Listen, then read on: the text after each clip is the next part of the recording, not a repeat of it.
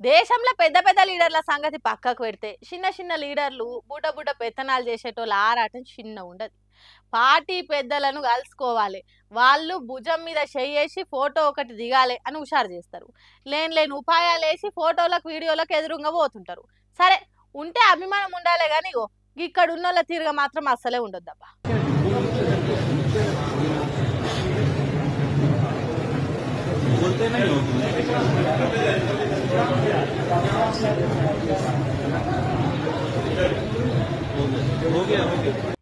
ఏం ఫోటోలు రా, దిక్కుమాలిన ఫోటోలు దిగితే దిగుండ్రి, మీరు తెచ్చిన పువ్వులు నేను పట్టుకునేంది, వాటిని మీరే పట్టుకొని ఫోటోలు దిగుండ్రి అన్నట్టు కదలక మెదలక కుర్చీలో కూర్చొని చూసే ఈ లీడర్ ను గుర్తుపట్టినరా? బీహార్ మాజీ ముఖ్యమంత్రి లాలూ ప్రసాద్ యాదవ్. బీహార్ రాష్ట్రంలో సర్కార్ల వీళ్ళ పార్టీ లేకున్నా అక్కడ పవర్ఫుల్ లీడర్లు వీళ్ళు.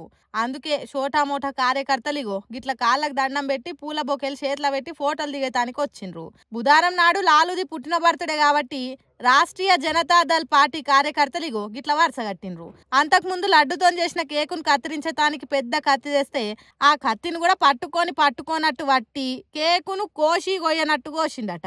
ఇక ఈ వీడియోలు చూసిన బీహార్ పబ్లిక్, దేశం పబ్లిక్ గింత బల్ప తన కింద పనిచేసేటోళ్ళంటే గింత లెక్క చేయంతనమా, అధికారంలో లేకున్నా గింత పొగరును చూపెడుతుండంటే పుసుక్కున్న వీళ్ళ పార్టీ సర్కార్లుంటే ఇంకెట్లుండేదో. అయినా వంగి వంగి దండాలు పెట్టేటోళ్ళని అనాలి. అభిమానం ఉంటే ఉండొచ్చు కానీ కార్యకర్తలు లీడర్లు వస్తే పట్టించుకోకుండా ఉన్నా కూడా వాళ్ళ కోసం తనలాడే చాలా బేకారుగా ఉన్నది. దీనికంటే బానిసగిరి నయం. ఆ లీడర్కు మేము బానిసలమని ప్రకటించుకుంటే ఇంకే మంచిది అని తిడుతున్నారు ఈ వీడియోను చూసిన జనాలు. అయితే లాలూ ప్రసాద్ యాదవ్ పానం దగ్గర పడి శాతగాకట్లున్నాడో లేకుంటే కావాలని పొగరు చూపెట్టిండో గాని ఈ పద్ధతి అయితే మంచిగా లేదంటుర్రు అంతా. అమ్మయ్య, అమ్మలకి ఇయాల్టి సంధి జెండు బాంతోని పని లేకుండా అయింది. దేనికేంది, ఈ స్కూల్ షాలైనే కదా. ఇక పోరగాళ్ళు రోజు అటు పోకు ఇటు పోకు, ఏలు పట్టుకోకు, అండ్లేలు పెట్టకు, ఆ పని చేయకు, ఇది తినకు, అది దాకా నొర్రే బదులు జల్దీ రేపురి రా, ఈ స్కూల్ బస్సు వస్తే టైం అయింది, నడువురి అని ఆరాట పడే రోజులు చురువైనాయి. నెలన్నర రోజుల తర్వాత అయ్య వాళ్ళకి ఇప్పుడు నిమ్మలమైంది కావచ్చు. ఆలు మొగలిద్దరు డ్యూటీలకు పోతే పోరగాన్లను అమ్మమ్మల ఇంటికాడ, నాయనమ్మల ఇంటికాడ, చుట్టాలింటికాడ ఇష్టం లేకున్నా కేర్ టేకింగ్ హోమ్స్ లో వదిలిపెట్టాల్సి వచ్చింది. ఈ అల్టిసంది స్కూళ్ళు షాలైనాయి కాబట్టి రోజు పిల్లలతోని కోతి పనులు చేయకుర్రా వారి అని మొత్తుకునే పేరెంట్స్ ఇప్పుడు ఇక జల్దీ లేవుర్రి, బ్రష్ చేసుకోర్రి, తానం చెయ్యర్రి, దవదవ తినుర్రి అని మొత్తుకునుడు షాలు పెట్టిర్రు. మూలకున్న బ్యాగులు బయటకెళ్ళినాయి, దుమ్ము పట్టిన బూట్లు పాలిష్ కేసిర్రు, యూనిఫామ్లు, సాక్సులు, టిఫిన్ డబ్బాలు అన్నిటిని క్లీన్ చేసి తల మెరిసేటట్టు వేసిర్రు అమ్మలు. ఇక కొంతమంది పోరలు ఈ స్కూల్ స్టార్ట్ అయితే అన్ని కొత్తగా కావాలంటారు కాబట్టి తప్పక అయ్యవ్వలు కొత్త ఇప్పిస్తుర్రు. అట్లా దుకాణాలన్నిటికీ గిరాకీ బగ్గ పెరిగింది. ధరలు కూడా ఆకాశాన్ని అంటుతున్నాయి. ఎంత ధర ఉన్నా కొనక తప్పది కాబట్టి 100 అటు ఇటు అయినా పోరల ఏడుపు చూడలేకి ఇప్పిస్తుర్రు.